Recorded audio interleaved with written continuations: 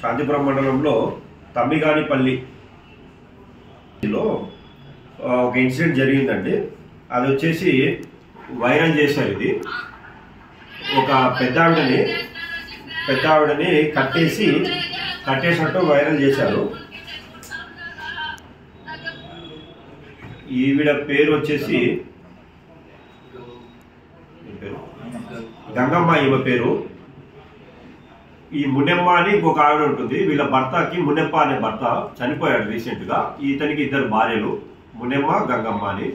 వీళ్ళ కొడుకులు ఉంటారు, ఈ 2 లేడీస్ కి కొడుకులు. వీళ్ళ కొడుకులకి ఆస్తి తగరాదు ఉంది.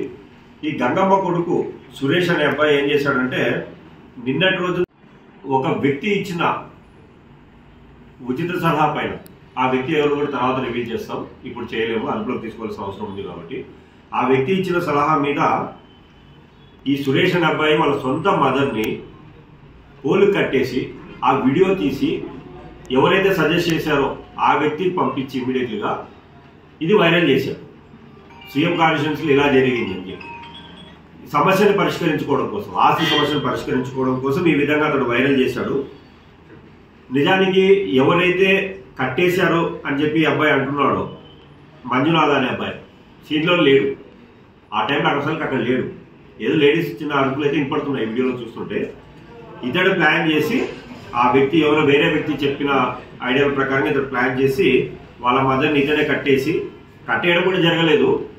ఒక స్తంభం దగ్గర నిలబెట్టి ఈ డ్రిప్ ఇరిగేషన్ పైప్స్ ఉంటాయి, బ్లాక్ పైప్స్, అవి ఊరికే చుట్టేశాడు. అంతే, ముడి కూడా వేయలేదు, చుట్టి పెట్టి వీడియో తీసుకున్నాడు. ఆ వీడియోను వైరల్ చేశారు. అది ఇమ్మీడియట్లీగా సోషల్ మీడియాలో రావడంతో మేము అలర్ట్ అయ్యి ఇమ్మీడియట్లీగా మా ఎస్ఐ నరేష్ గారు ఇమ్మీడియట్గా రీచ్ కావడం జరిగింది. రీచ్ అయిన టైంలో కూడా ఆమెను అలాగే కట్టేసి కూర్చొని ఉంది. అక్కడే ఆమె కోడలు, సొంత కోడలు అంటే సురేష్ భార్య కూడా ఉంది. అందరూ ఉన్నారు కానీ ఆమెని బయటికి తీసే ప్రయత్నం చేయలేదు.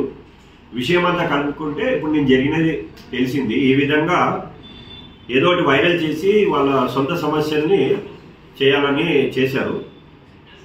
దీనిపైన ఖచ్చితంగా చట్ట ప్రకారంగా చర్యలు తీసుకోబడుతుంది. సురేష్ అనే కొడుకును కూడా అదుపులోకి తీసుకోవడం జరిగింది. ఇప్పుడు ఎఫ్ఐఆర్ కూడా రిజిస్టర్ చేస్తున్నాం. ఇతనికి ఇటువంటి చావు తెలివితేటలు ఇచ్చిన అతన్ని కూడా టుమారో నెక్స్ట్ డే ఖచ్చితంగా అరెస్ట్ చేసి జైలుకి పంపిస్తాం.